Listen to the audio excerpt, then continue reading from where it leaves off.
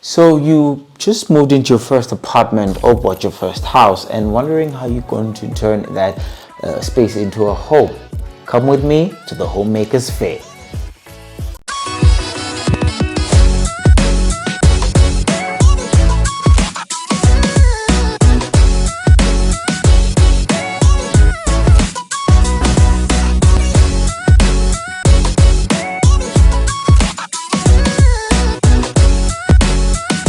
First things first, what is the Homemakers Fair? Well, to put it simply, the Homemakers Fair is based off of the Homemakers magazine, which lists all the suppliers that usually have things that you need for your house, you know, indoor, outdoor, interior design, decor, automation, and little trinkets that you see all over a house. But instead of a print version, it's the 3D real life in-person event where you get to actually talk to the suppliers and not just page through a magazine.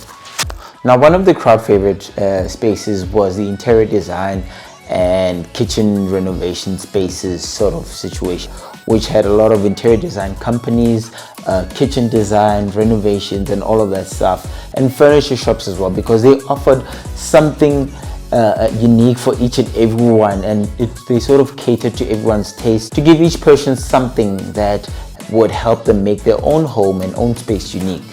And as you looked around this area, you got to see a lot of beautiful things, and you know, just all around just beautiful. What's particularly fun about this space is that you get to see designers and companies that come in at all different price points that suits pretty much everyone, and different tastes as well, because there's some things you look at, you're like, this is real nice, and others where you're like, well, hey, not my style, but I guess there is a market for this if the product exists. And apart from just looking at the pieces, what's great about here is that you also get a chance to feel the materials on the objects and the items to see, okay, fine, maybe it may look nice but not feel the way you want, or didn't attract you visually in the first place, but it felt good to the touch. So those are some of the things that you get as a benefit of being at a show with the actual products rather than just looking through a magazine. Now, along with the interior design guys, there were these suppliers as well that offered floor space related things like tiles and wooden floors and skirtings and wall panels. And what these guys offered is just a tad bit different from what you would find at your regular tile and hardware store, because they have products that somewhat seem slightly more unique than others. But all in all, this was floor space and wall space with specific designs that you may not always find. Essentially, there was everything for everybody, because you could then decide and look at the things that mostly drew attention to you. Another section which I found particularly interesting for me was the suppliers that had products around home automation. And these were products that help you really just automate your home, from opening your curtains to your lights to your blinds to your garage doors, and all these products that sort of make your home feel a bit high-tech without really sacrificing the tactile feel of it. And with this, what it also offers as well is a chance to sort of try out the product and see how they work and if they would fit in your particular space. Some of the products, I'll admit, are a bit fingerprint magnets, so not my cup of tea, but all in all, it gives you the chance to just try it and see how you feel about it when interacting with it. And it wasn't just stuff for inside the house, there was stuff for outside as well, including garden related products. And I mean, this guy here tried to sell me a lawnmower even though I didn't need one, and I almost actually bought it. Where I was gonna park it, I don't know. I don't even have a lawnmower license, but hey, look, good sales is good sales.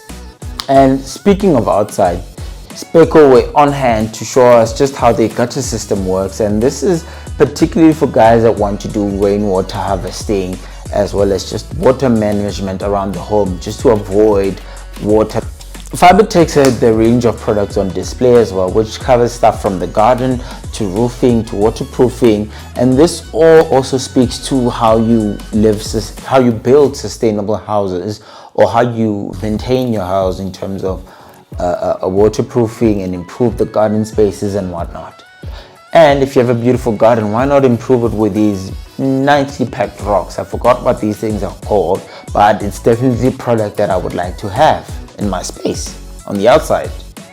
Speaking of sustainable living, there was a range of products that were on display, particularly for people that love to be in the outside, that love to sort of be off-grid. This was an area that sort of highlighted products that enhance the whole experience of living off the grid, from fireplaces to solar panels to batteries to fire-resistant decking and all of fire and water-resistant decking. Tanks and dams that you can use for rainwater collection using. One of the nice things they had was this container house that they brought as a model that comes fully furnished. They build it offsite, they deliver it to you and install it, and you're off the grid and you're running within a few days. And the beautiful thing about it is that it's finished as you would any house that you would have. So it really spoke to the part-time camper in me. And I say part-time because it's not all the time. And one of the things this does is just simply highlight that you don't need a lot of space to have a good looking space. You can just learn to work within your constraints. And if you compare that container to this model apartment that Baldwin had set up, you can see that apart from the size, there's not really much difference in terms of how it makes you feel. It all depends on what kind of lifestyle you want to set up for yourself and what kind of lifestyle you want to live. Now, looking at this Baldwin model, they sort of had a booth set up just to sort of show you in terms of the apartments, or give you an idea about the apartments that they sell, because sometimes you see things off plan and you're like, I don't like this, I don't like that, I wish I could have changed this. And they also had this pedal ball, not tennis, but a pedal ball set up where if you put the ball in the hole, you win something. And I think it took me, they gave you 3 tries. It took me 3 tries to be like poop, poop, poop. But eventually I was able to aim for the hole and get the ball in, and quite comfortably, although it went in and out real quick. But and with that, I was able to spin the bottle on the screen and win something.